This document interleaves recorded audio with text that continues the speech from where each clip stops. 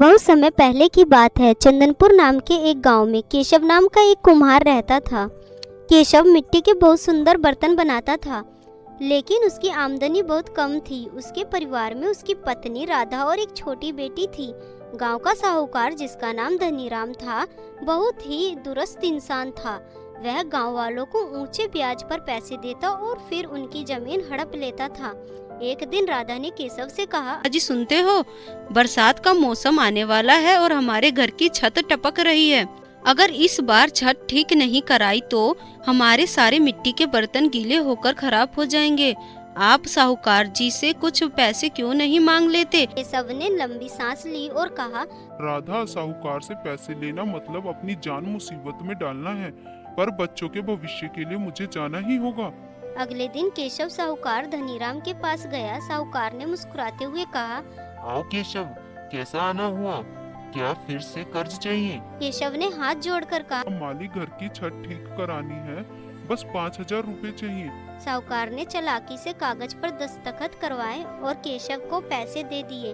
लेकिन साहूकार ने मन ही मन सोचा कि केशव यह पैसे कभी नहीं लौटा पाएगा और वह उसकी कुम्हार वाली जमीन पर कब्जा कर लेगा। वक्त बीतता गया। बारिश बहुत तेज हुई। केशव की मेहनत रंग नहीं लाई, क्योंकि बारिश की वजह से वह बाजार में बर्तन नहीं बेच पाया।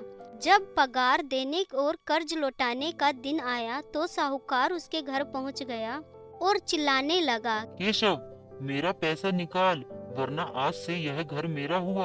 केशव गिड़गिड़ाने लगा, मालिक, बस 1 महीने की मोहलत दे दो, मैं पाई पाई चुका दूंगा। लेकिन साहूकार ने उसकी एक न सुनी और उसे घर से बाहर निकालने की धमकी दी। निराश होकर केशव जंगल की तरफ काम ढूंढने निकल पड़ा। वह एक पेड़ के नीचे बैठकर रोने लगा। तभी वहां से एक बूढ़ा फकीर गुजरा। फकीर ने उसकी व्यथा सुनी और उसे एक पुरानी फटी हुई काली छतरी दी। केशव ने कहा, बाबा, मैं इस फटी छतरी का क्या करूंगा? फकीर मुस्कुराया और बोला, बेटा, यह साधारण छतरी नहीं है। जब भी तुम इसे खोलकर सच्चे मन से किसी ऐसी चीज का नाम लोगे जो तुमने अपनी मेहनत से बनाई है, तो यह उसे दोगुना कर देगी।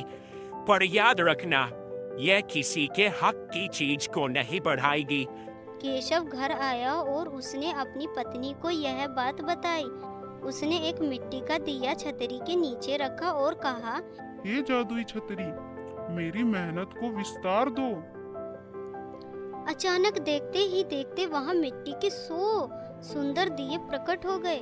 केशव और राधा की खुशी का ठिकाना न रहा। केशव ने उन दिनों और बर्तनों को बाजार में अच्छे दामों पर बेचा और साहूकार का सारा कर्ज चुका दिया। लेकिन साहूकार धनीराम को शक हो गया कि केशव के पास रातों रात इतने पैसे कहां से आए।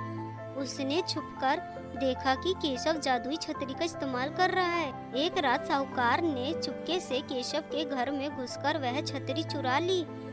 घर जाकर साहूकार ने सोचा, यह बेवकूफ कुम्हार मिट्टी के बर्तन बढ़ा रहा था।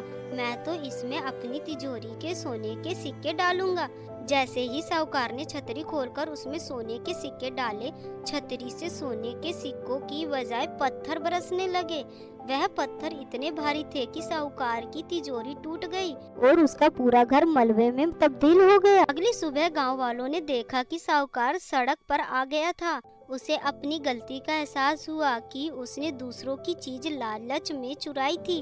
केशव को उसकी छतरी वापस मिल गई, लेकिन उसने उसका उपयोग केवल अपनी जरूरत के लिए किया।